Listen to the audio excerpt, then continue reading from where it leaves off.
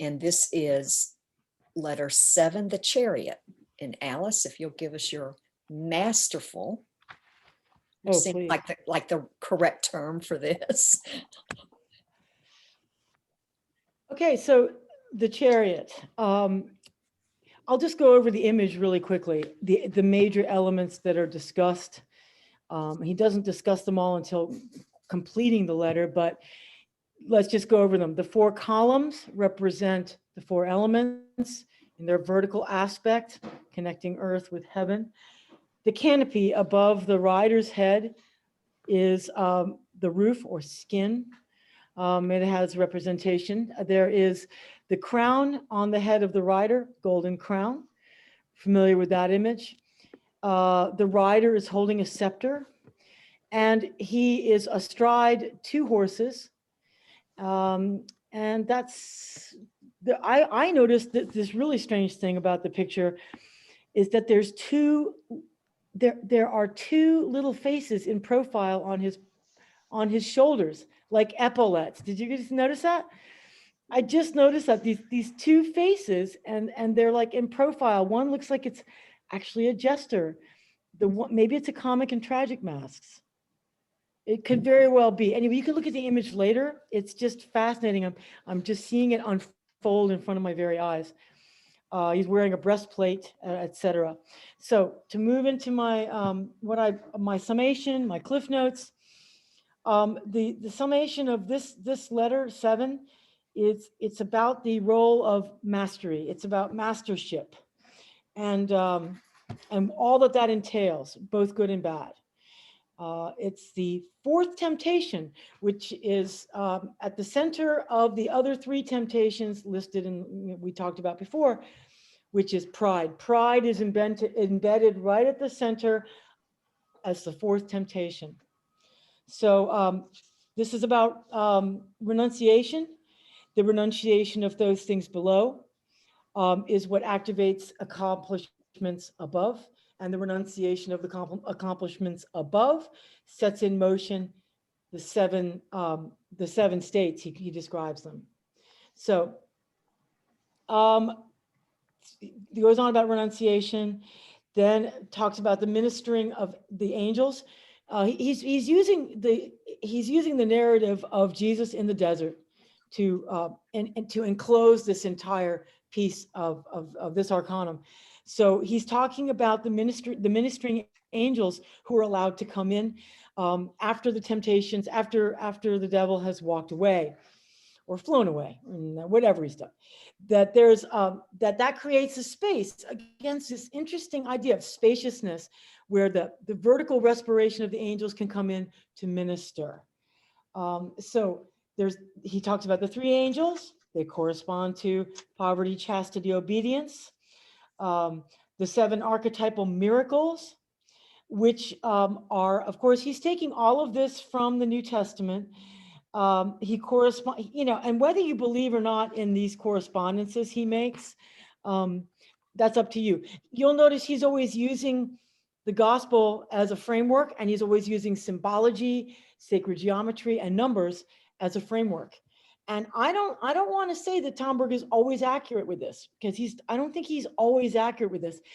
We have to give him license for his own creative imagination, because that's what he's using. So the 7 elements, the 7 miracles, the 7 I ams, he corresponds them to the 7 I ams, the 7 colors of the rainbow, the 7 notes of the scale, and he makes this grand, we can unpack that, this grand 7 archetypal, because he's using the number 7 and he's unpacking that. 7 is also then broken down as the 3 against the 4, or the 3 integrated in relationship to the 4. So he breaks it down that way too. Yeah, so I'm not going to go into detail about all these things. We're just doing a quick overview. Then the temptation of pride, vaingloriousness. So here we go. The heart of this, the dark side, all of the letters of the tarot, they have a polar. They have 2 meaning. They have 2 sides. One is the positive spin, the positive pole, and then there's the negative pole of every single one of these cards. So the this is the card of triumph, the victor, the triumph. And what is the chariot rider? He's triumphant over the horses. He's triumphant over impulses. So it's this is a victory that's achieved in solitude. He goes into the whole he goes into the whole discussion about spiritual megalomania, which is a really big subject. This is very important. He goes through the Jungian process, talks about the path of individuation, which is the path of realization, which is the birth of the higher self. That's described as the second birth. The temptation of inflation needs to be taken in, the recentering of the personality into a new location where the unconscious and the conscious material is being integrated and transformed through what becomes, in the Jungian terminology, the integrated man. Integrated man. This is done through the domain of symbols and archetypes. So this is where Tomberg hitches his wagon to Jungian archetypes and said, hey, you know, here's a modern psychologist describing what we're doing here, which is symbology and allowing symbols to come alive in our lives.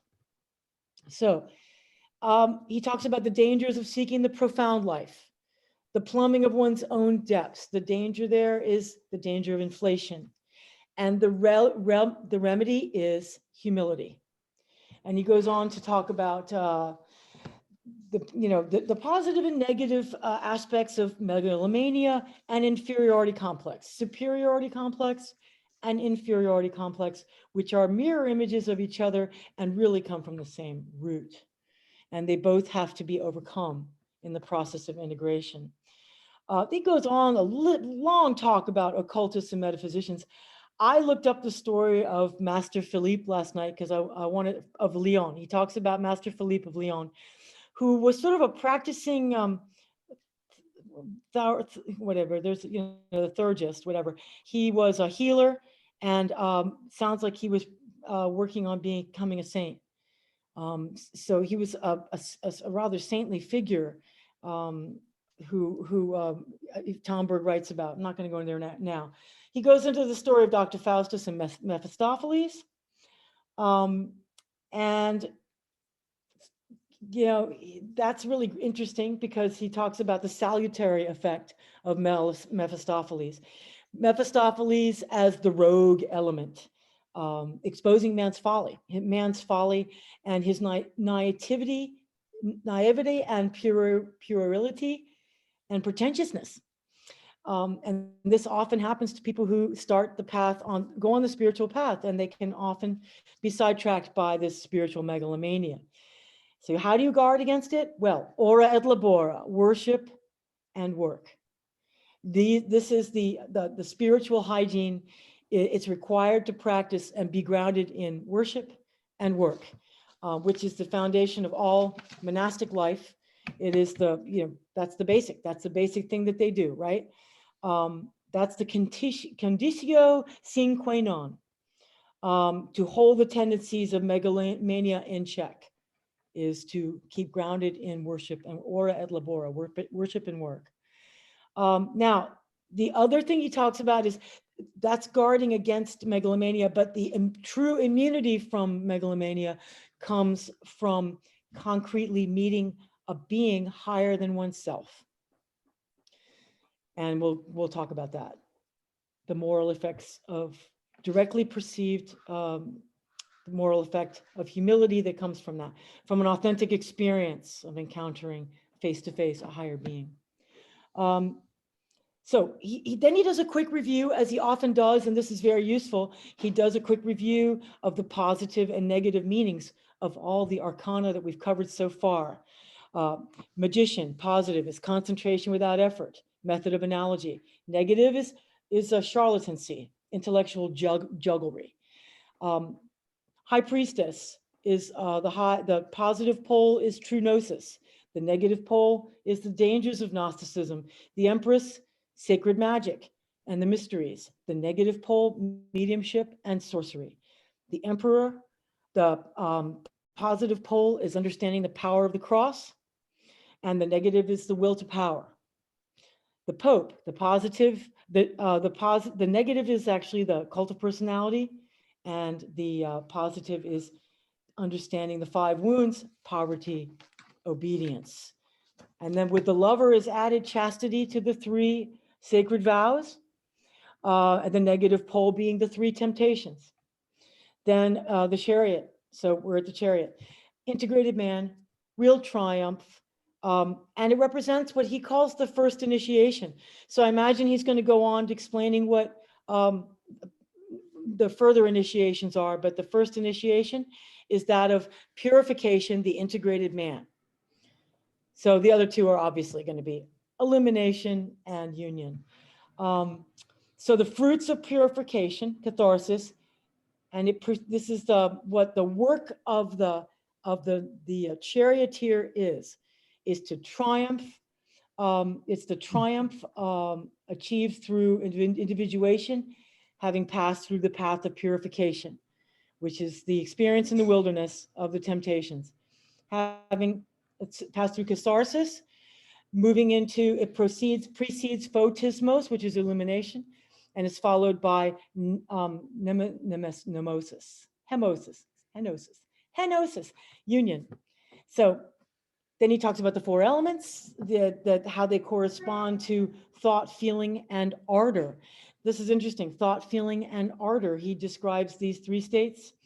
And then the master of the 4 elements is placed against the 3 gunas, really, of serenity, mobility, and firmness. Those are the 3 gunas. Do you remember those from what we studied earlier? So then he goes the 4 elements against the 3 gunas, and that becomes 7, which is an interesting analysis to me, because having put those numbers together that way, it's very creative what he does.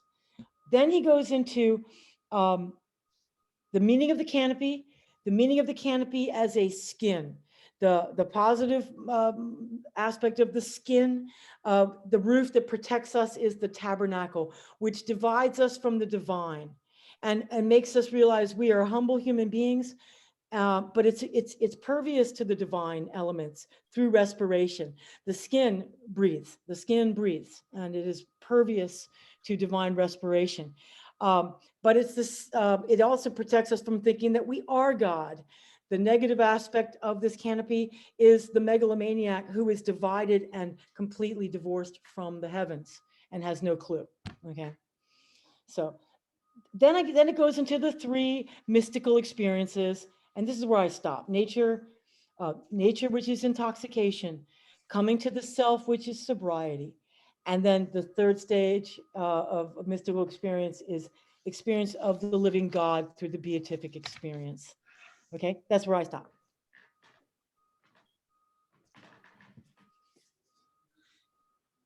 Well, that was super, Alice. Thank you. I wonder if I could begin with something which I think, and we can always deceive ourselves, but I think it actually comes from the heart. One thing that hit me very soon reading this chapter was that if you are tempted by inflation, which we all are, it has a positive and a negative side. You can be positively inflated. Aren't I the clever one? Aren't I the Superman? Aren't I this, that, or the other? But it can also be the other way around. Aren't I a total, utter, small piece of shit? And that actually is related, I think, quite a lot to how I found myself. I've never actually called myself what I said just now. I'm not sure I did. Anyhow, that's it. But I have been very happy most of my life simply to be the small boy looking on. I can't make a difference to this. It can be a pretty horrible world. I've got to wait for someone to look after me, which sounds incredibly humble, but actually it isn't, because I am the center of my universe. I am waiting for someone to do their duty for me, and then I may well be revealed as someone big and interesting. And I've been actually addressing that in my spiritual life. And I think I am getting a little less little boyish and perhaps a little more masterful. But this really helped me to put this into practice. So that's what I want to say at this moment. Thank you. Thank you, John, you little piece of shit. No, I mean, it's hilarious that it's so fun to hear a priest say that. I just can't tell you, I'm tickled. Wow, there's been a lot of inner work going on, John, a lot of inner work going on. And part of this is having a perspective, right? Sense of humor about it. Mm. Geez, having a sense of humor is what humor and humility, think about the relationship of humor and humility. They're related etymologically. So that's hilarious. Thank you. What did you make of this, you guys?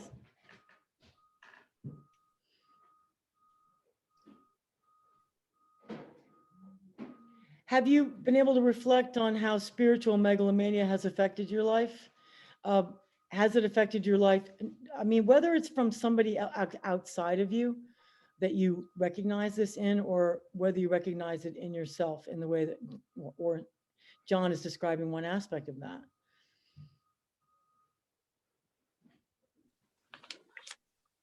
Science has proven that we're not multitaskers, but we try to be multitaskers. I mean, we're in a big season of megalomania right now. We seem to be a manic people when you get right down to it. And so, you know, there's a truth that we really can't multitask. So if we're not calm and peaceful and contemplative, then we're falling towards that mania. A lot of mania around me, or around, even outside, there's a lot of mania, especially now. It seems to be on the increase. So I wonder if that's just part of the human condition. That's just the way we're sort of wired until we start slowing down.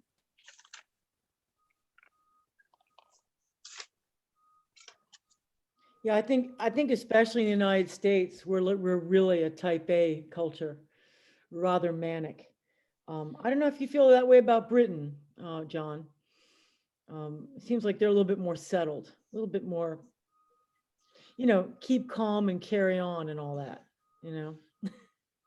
We used to be like that, but it's easy to be calm and carrying on when actually you are in control of things. However, unfortunately, the British Empire is a thing of the past, and so we can't we can't have this rather comfortable position when we can look around the world and see the bits in red which are good, and the bits in other colours like you folk. Those who's got something a bit wrong with you. But we are now having to realize that we are not special. And of course, some people are rebelling against that, but it's all a bit silly. All this sort of British Empire thing that you still find around, they're really pretty good nutcases. But because we have fallen from this place of power and comfort, this actually makes us just as touchy and awkward as everybody else. And about 50 years ago now, I was doing a year's work in South Africa. And in 50 years, we were a lot more powerful then than we are now. And I noticed how the British element in South Africa tended to be much more relaxed and much less bitchy, shall we say, than the Afrikaner element. But the reason for this was simply that we were the people who had had an awful lot of power and still did.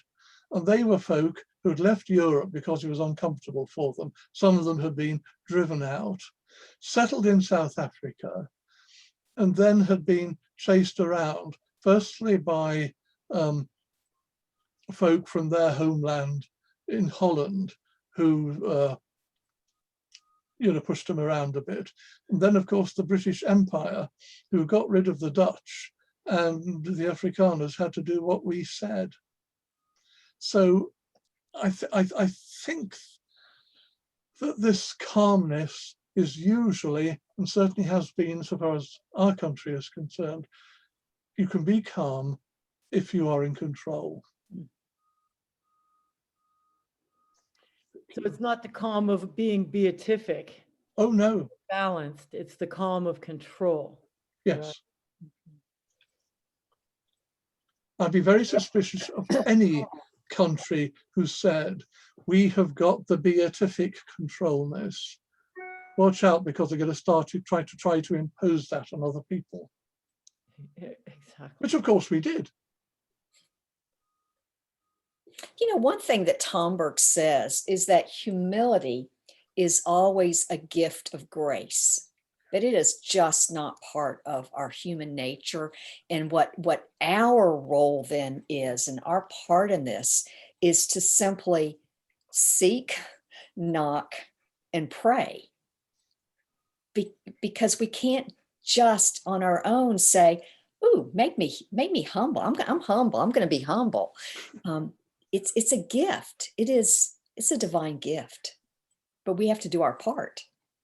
'Tis a gift to be simple. 'Tis a gift.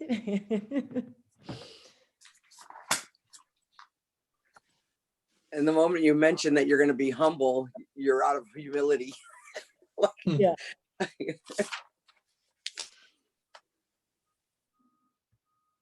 think one of the things I appreciated about this is the way that it seems to be a warning that comes naturally as you begin to attempt to integrate some of the lessons from the previous arcana. And I think it's a good reminder that as soon as you think that you're moving toward some sort of growth, that's when this fourth temptation is, arising within you, whether you may even be aware of it or not. So I just appreciate the way that this falls into place and in the place that it holds. You know, I liked the sort of the summarizing, the unfolding that Tomberg did. And this was right, I think, Alice, where you had stopped your summary, where he had talked about that the triumpher, this is who this person is, does not lose himself in nature. And that is that rage. So that's the first part. And the protection there is from the breastplate. And he does not lose God in the presence of the higher self, and that's the canopy. But then the last one was, he does not lose the world in the experience of the love of God, and that's the crown. So it's staying that grounded in all the parts, and then so what does he hold in check with each of them? Well, the first one he holds in check, rage, and that's not losing the self to nature. The second thing he holds in check is the megalomania, so he doesn't lose God in the presence of the higher self, making that, and that's the canopy. And then the third thing he holds in check is the exaltation. So he doesn't lose the world in the experience of the love of God. And that was the crown. That summarized so much of this person as the triumph. Yes, you just described the integrated, the fully integrated man. Yes. And that last part where he talks about nature, rage, that whole thing, that's an element of intoxication.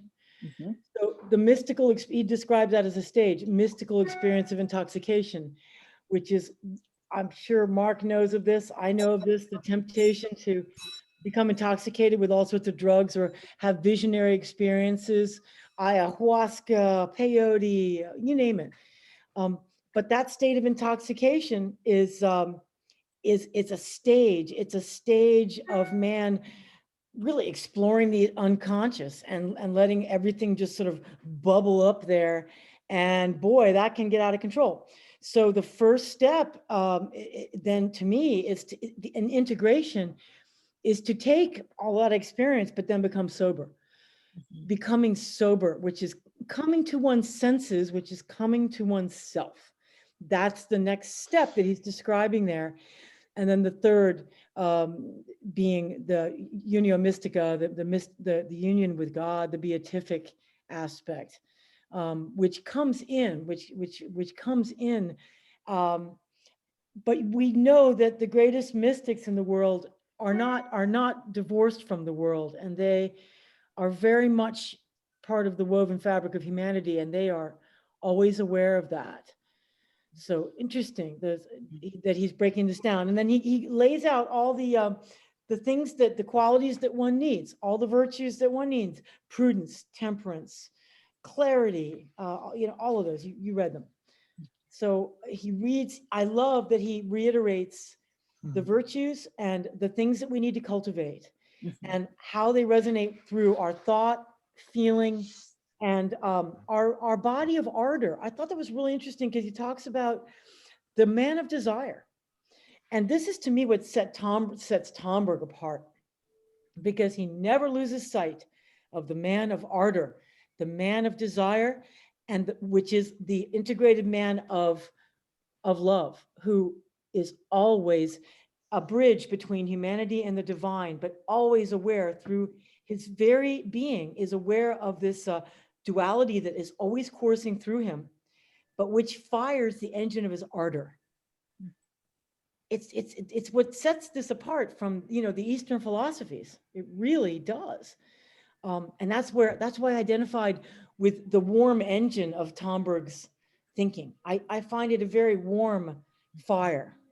The way he puts this. Thank you. I wonder if I could just put a little question mark against some of what he is saying. I think he's being a little bit hard on this intoxication. I remember in one of our other books we've looked at, Rumi was often quoted. And there was this one poem when Rumi was talking about how right it is for us to be intoxicated by this fine wine. And I thought, what sort of image is this for a Muslim, to use? So he was presumably using it very seriously. And it seems to me that intoxication does have its place. I mean, even these interesting substances, which of course you'll be pleased to know I've had no experience of myself. But as I have read, secondhand, they are very good at actually dissolving the way we normally look at things and force us to look at things through a different perspective. And this, I think, has got a potentially very positive potential to it, as well as all the dangers that you were talking about. Thank you. Yes, what I think though is back to Rumi, when he's talking about the wine of intoxication, it is a metaphor for the wine. He uses it pretty realistically. He does, but I really think that it's always metaphorical for the true vine. And this goes back to the 7 I ams. Okay, I am the true vine. I have a song that I wrote called "Call the Beloved," and it's very much like inspired by a Rumi song. And it talks about this. It talks about drunk from the true vine, drunk from Mm. the true vine. It does not mean drunk from the vine of the grape. It's drunk from the true vine. And that is, as much as it sounds like intoxication, it is a coming to the senses, but it is through ecstatic experience. A whirling dervish, you can't whirl as a dervish if you are drunk on wine. True. You have to be completely sober and centered to whirl as a Yes. dervish. And but you get into an ecstatic state, but you are sober. That's the access to the way, the truth, and the life, and the true vine. Mm. Do you see what I'm saying? Yeah, thank you. And people who experience drug intoxication, which I've had my path that way.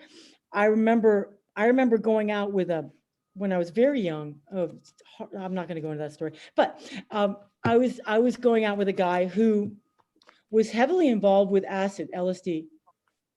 And he said to me, I never forgot this. He said, some people need to trip once, and some people need to trip 1,000 times. And I kept that. It's like, wow, that's interesting. Some people need to trip once and they get it. And some people need to trip 1,000 times. They need to trip through experience after experience after experience. I met a young man here recently who went down to Peru and was hanging out with the shaman in Peru doing the ayahuasca experience, which I have not done. I understand there's a lot of value in it. You get in touch with nature spirits. You get in touch with the subconscious, the unconscious, of which Jung is speaking. But the danger is he did ayahuasca 13 times. I can't imagine doing that. And the shaman eventually, I think, tried to bring him around to say, you're going to have to move on. You have to move on from this experience. What are you going to do with this experience? Yes. It's opened you up to a vastness in the universe. But again, that megalomania threatens, because you think you're special. You've had this special experience and you have the heaven's eye view of the world. I've heard him describe this experience. It sounds very similar to spiritual megalomania.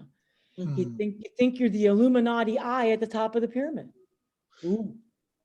That's really, really helpful. But even so, it sounds as though that the intoxication experience does have a valid part. It just that if you focus it on that to the exclusion of other things, then it's going to lead you astray. If you have the canopy over you that never really allows you to come face to face with the divine, which makes you humble, if you're not pervious to that, it doesn't matter how many trips you have, you're not going to. No, it is the meeting holy people is so important, as you were What saying. did you think about that, about the meeting with a higher being face to face, how important this is? One thing that Tomberg says, and I think he kind of puts these together, he's using definitions with it.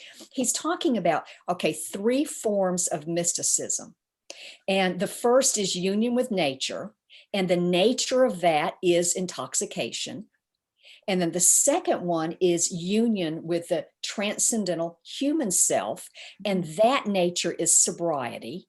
But the third one, which is union with God, is the synthesis of both of those. Yeah. So sobriety and intoxication. It's the balancing of both. So I don't think we're getting rid of intoxication, but it's the synthesis, with the sober self too.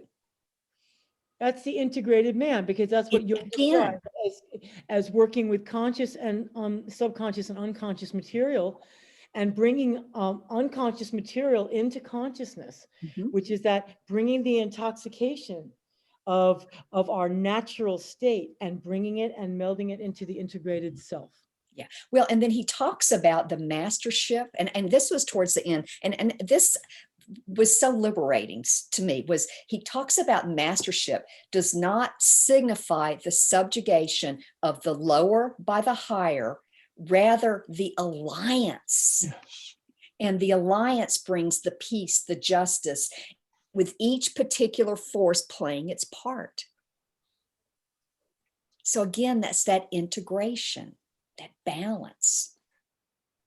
when I was reading the experiences, I was thinking of a couple things. I was looking at a monastery situation where there was a certain sister who was quite intoxicated on her being lifted as one of the most, popular people. And I saw sort of the danger of that. And then I saw the community humble her. When you're in a Benedictine monastery, they use the choir, the choir seats. And to humble yourself, or to be humbled, is to be removed from a certain choir seat and be demoted to a different choir seat. So it's a visual, physical experience of, your pride is getting too high, your religious pride or whatever. And there's an actual movement that happens in the monastery. It was quite interesting to see. And then I was thinking of the 12 steps. There's the 12 steps works this perfectly. All three of these, because there's a huge difference between being sober and being recovered. And being recovered, it's almost like at that point, there is a union with God, that you're not going back to that substance, or you're not going back to that addiction. And I've heard about this being the miracle of the 12-step program.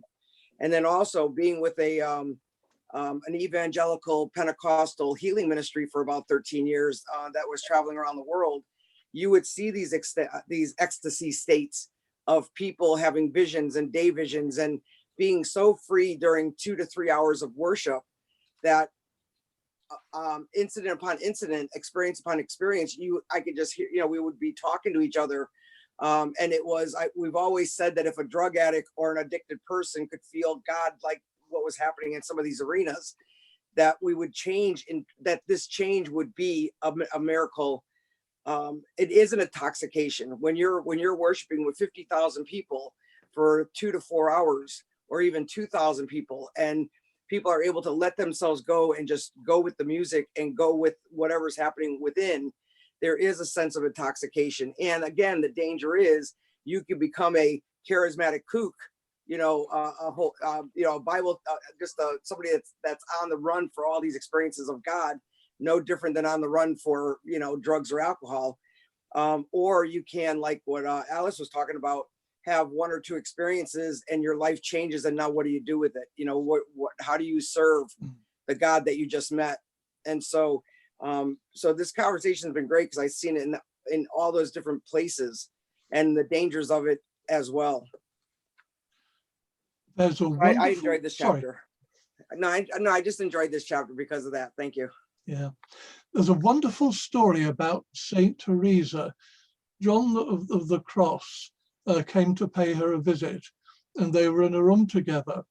And when one of her nuns knocked on the door to see if she could get them anything, she found that they were both levitating up at the ceiling. But before she could say anything, Teresa burst into laughter and said, "Look what happens when you let this man here." And that was a wonderful way of defusing any unhealthy response to that miracle.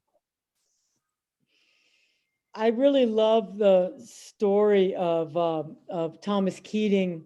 It's this wonderful, apocryphal story about there was a nun that came into his centering prayer workshop, and it was her first time doing centering prayer. And after their first session, she came up to Thomas and said, "Oh my goodness, Father, this experience, I could not get rid of I had so many visions of Mary. Mary kept coming to me, and I had vision after vision, and the 10,000 things." And Thomas says to her, "Very wonderful, wonderful, wonderful." He says, "Those things too shall pass." Not saying, "Oh, those are wonderful visions. God, you're special." Those too will pass. The best piece of advice he could have given her. Well, with John's story just now, it's a great example too of when you said humor and humility. So St. Teresa's just laughing it off, and like John said, it's a moment of just simple humility, not taking pride in it. I agree with you, Dory. I don't think intoxication is going anywhere. I think it sort of gives us that edge to see something different. Well, they're combined. At the very end, I just had a question at the very end of this chapter, and he is taught. This is he's talking about the triumpher as the seventh arcane is a master of the astral body. What is? Tell me, enlighten me on this astral body. And it says, which means master of the seven forces which it comprises, holding them in equilibrium, the astral body.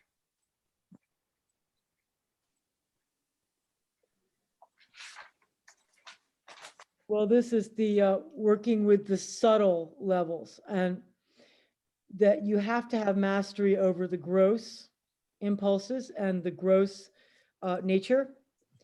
And then you're open to beginning to learn to master the subtle levels, the etheric levels of yourself, which is what you've explored in the presence process.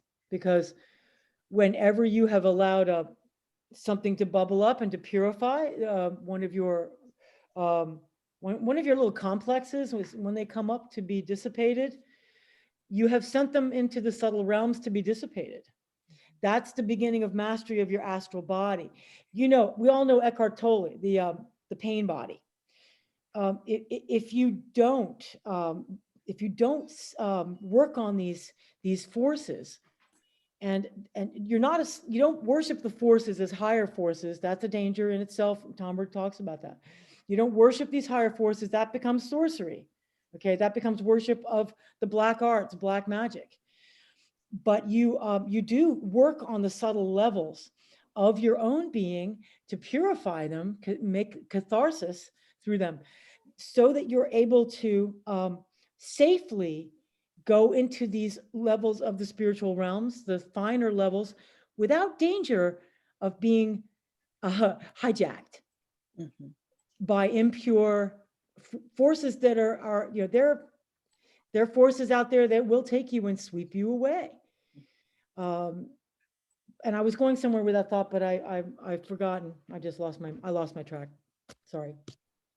You know, talking about the presence process, I'm just finishing up that right now and finishing up the book.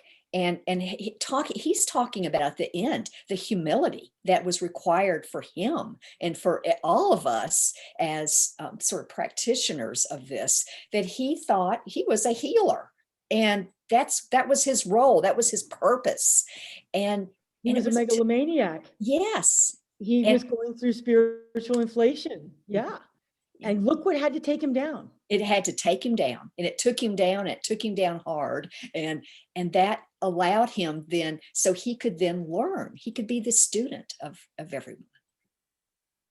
He was too full of himself to be able to be filled with any inspiration, which is what a healer needs. Yeah.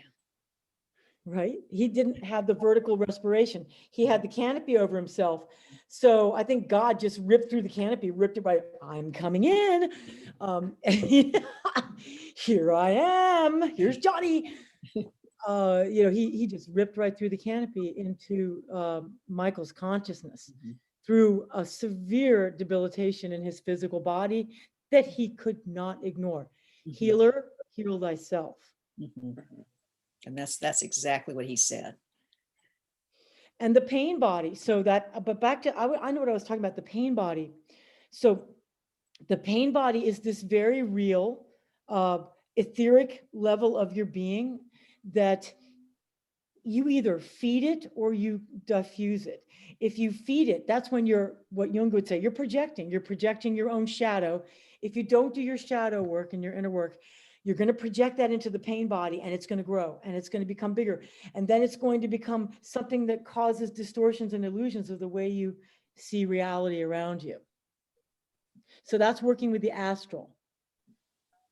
And we don't need to go into like astral travel and all that, but that's part of what he's talking about when you become free of astrological planetary influences.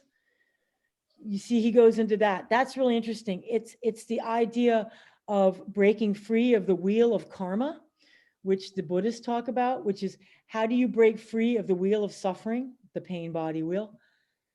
How do you break free? But when you break free, You cannot think that you are ontologically superior to the rest of humanity. No. You are not. You are, you love them as yourself, your neighbor as yourself, and you are to bring them along with your redemption. Your redemption means nothing without the redemption of all.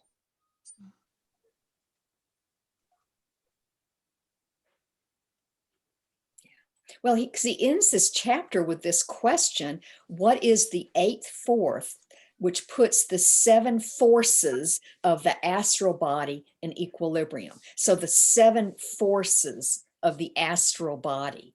I mean, is there a definition of that, Alice or others?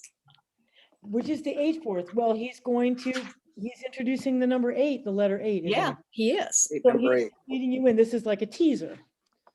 And he'll be talking about It the 8th. is a teaser. Yeah, thank goodness he does that, because otherwise we'd be like, okay, I'm done. I can move on with my life. Yeah, the 8th arcanum, justice. So, and you know, and I know Michelle is doing a lot of work with the Kabbalah, working with the Sephiroth. So justice is a big one, isn't it? Justice is one of the pillars in the Sephiroth. So he's working with the Kabbalistic view of life too. You know, he's working with that. It's a substructure. Again, these are structures. Like I said in the last, I kept making the image of the Star of David, the 2 triangles. I kept making the hexagram symbol. And in the 5, I found myself drawing the star. The symbols become really interesting tools to use to help you map this out in your own being, to keep everything kind of coherent. That's what sacred geometry is so valuable for. So when he goes into the 7 is a mystical number, and he brings up the mystical number of 7 and he breaks it down into 4 and 3.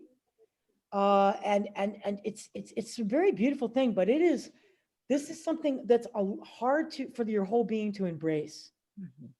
It's hard to embrace it through language, because 7 is such a mystical number.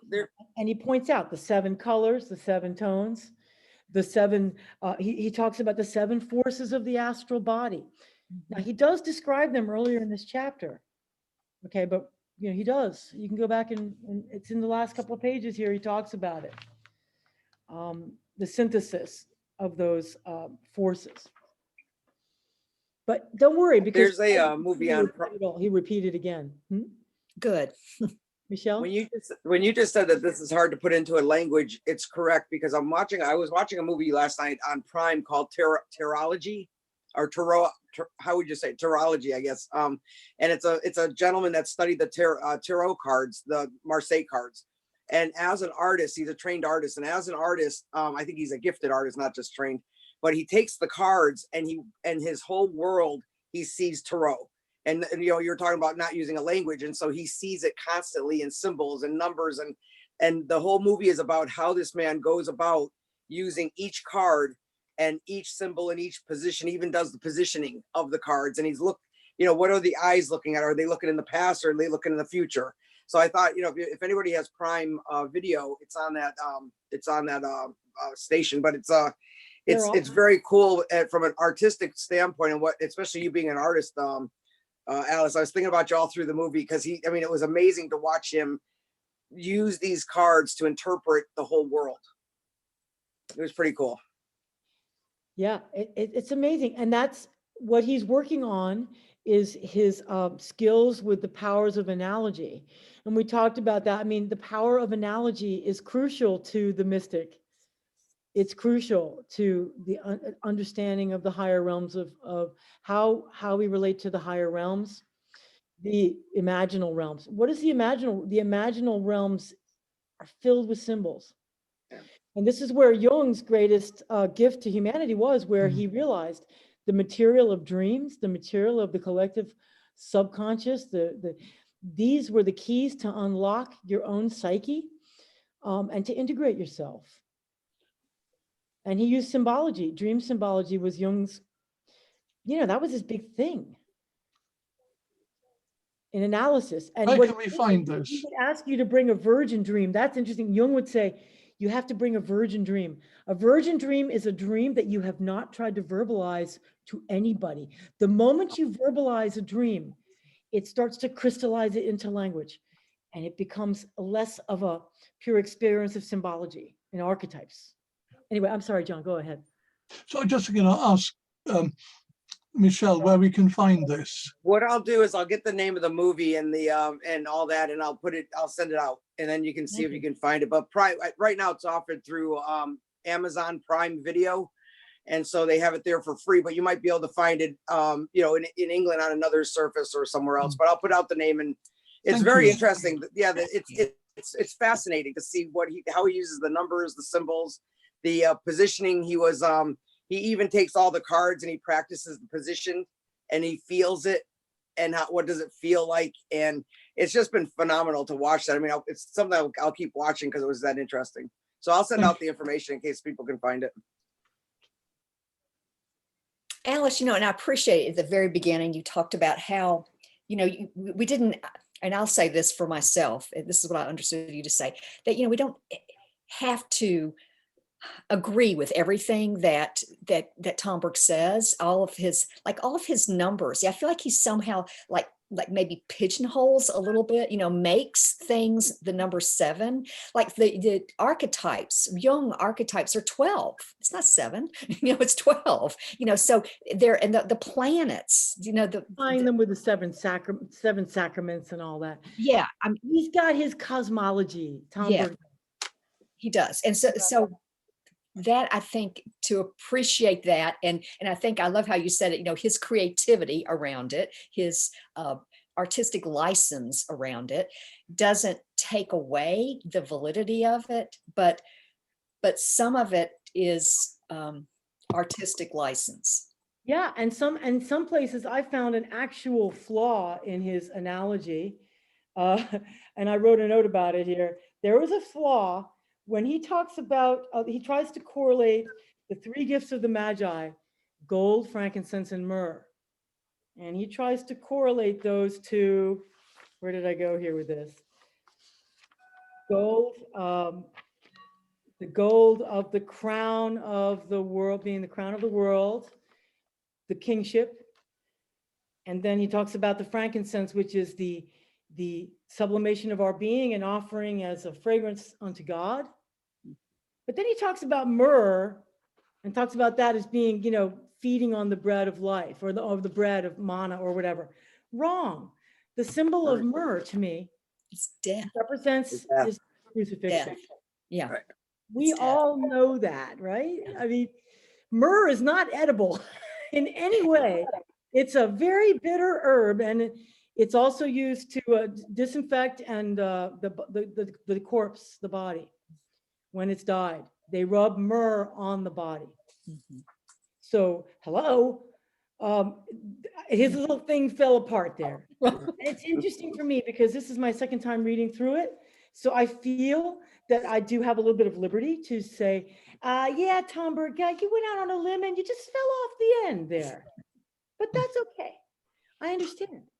You know, he's only human. He was intoxicated. You know, we're not always clear channels to this divine respiration process. We're not always, sometimes we're hacking up phlegm, you know, sometimes he is. So, yeah, that's why, again, this whole book is about, it's not dogmatic. Exactly, that's the point.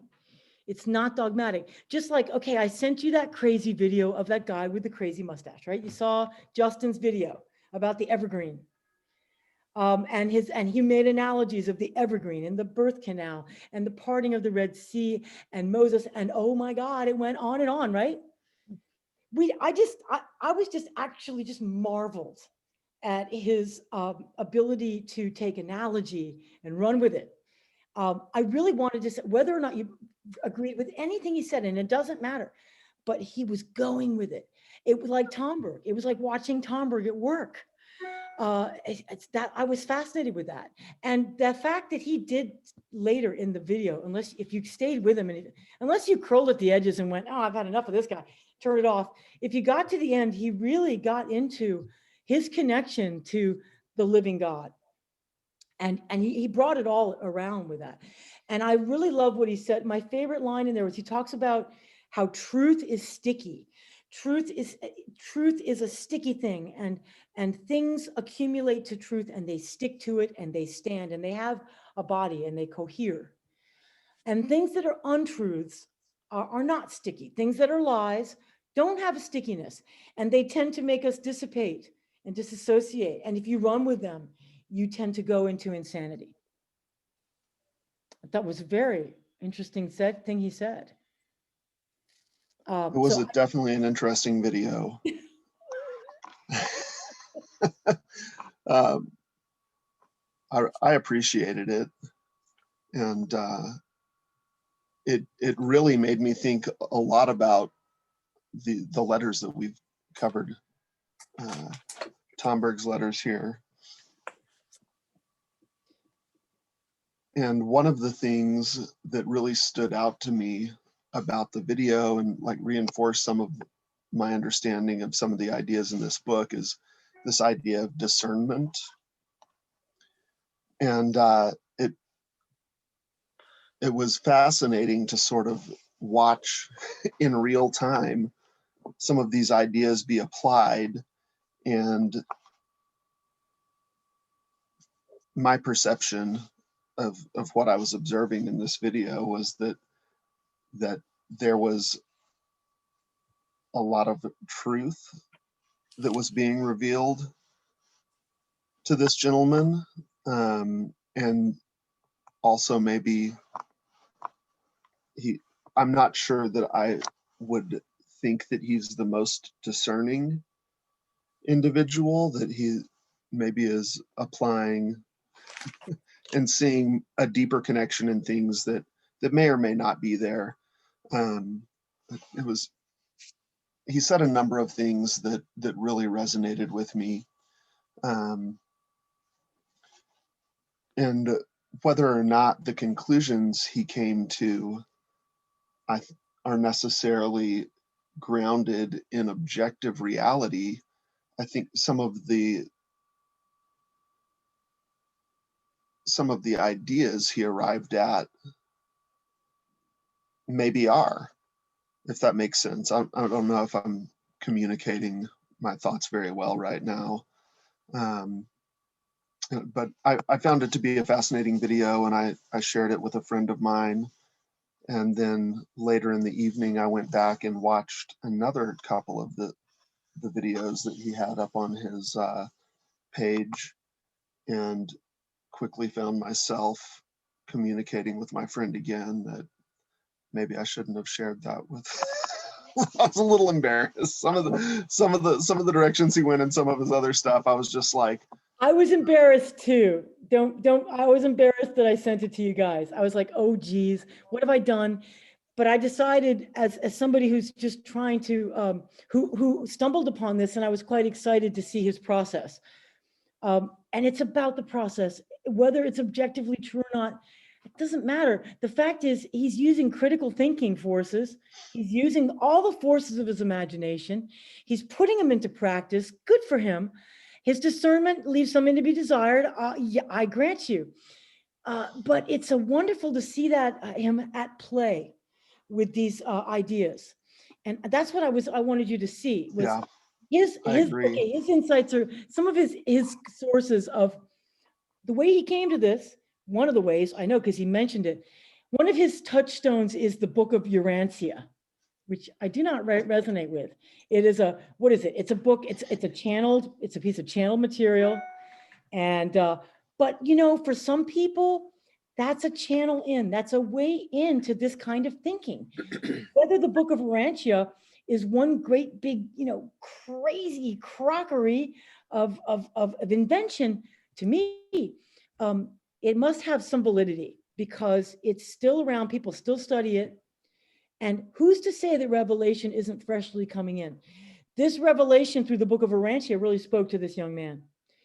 And whatever it did, it gave him some of these same tools of the Hermeticist, these tools of the discernment process, of how to do that and how to. And my God, in our time of such people being so programmed and propaganda being so rampant and people not thinking at all for themselves, it was very refreshing to hear that young man talking. I agree. I appreciated watching seeing his process. I think for me, I received it as a warning, a lot of it, because I think that I didn't have necessarily much beef with the conclusions that he arrived at in this particular video. But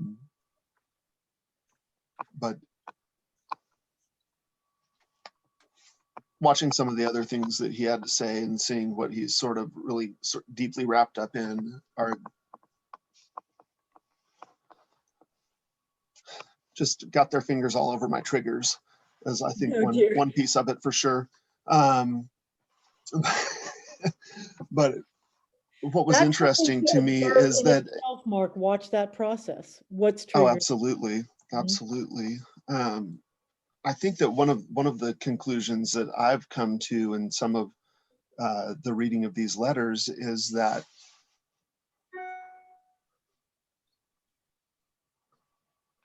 maybe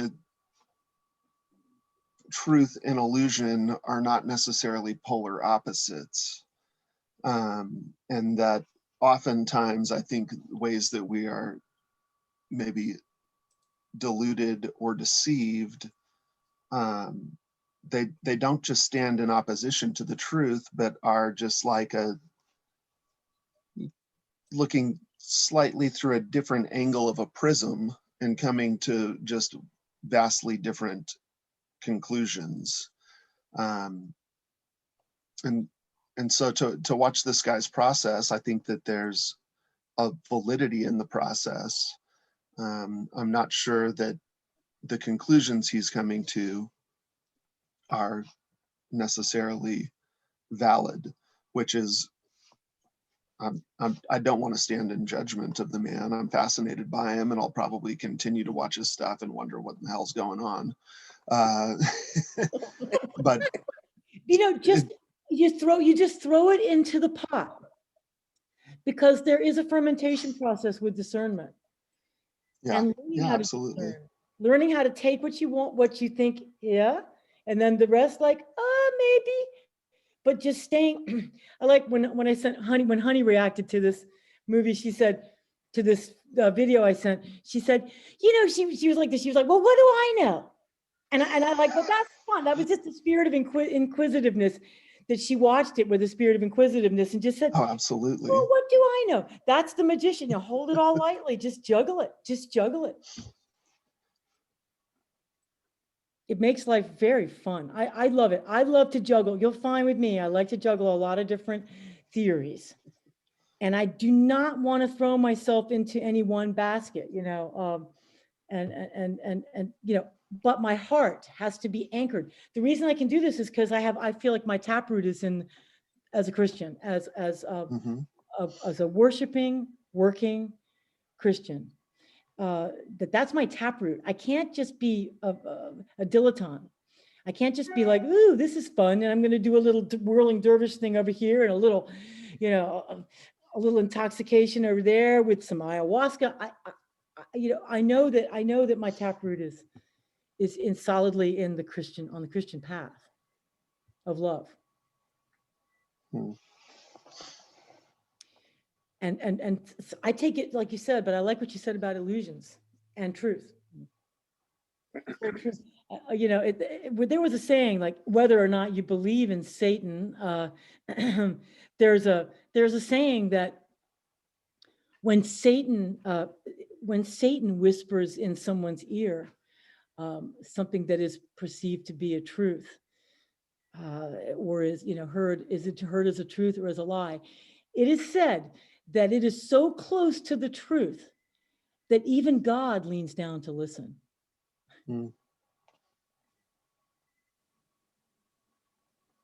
I love that saying because it really And tells. that's always been,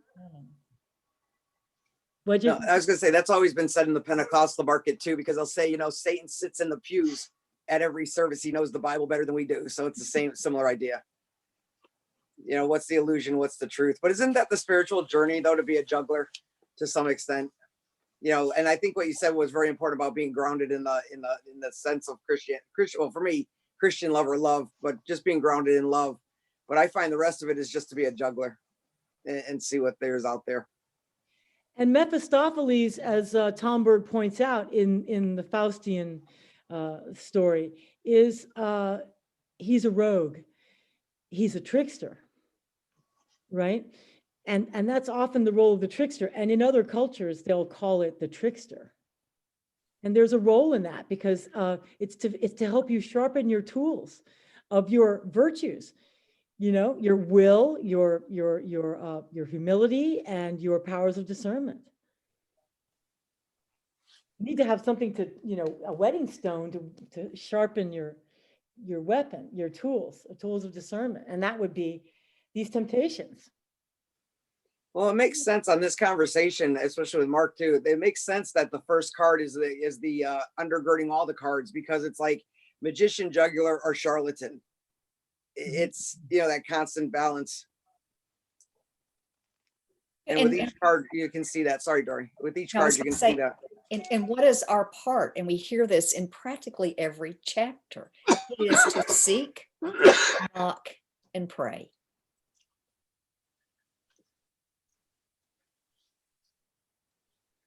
On that note, should we close for the day? I'm going to stop the recording.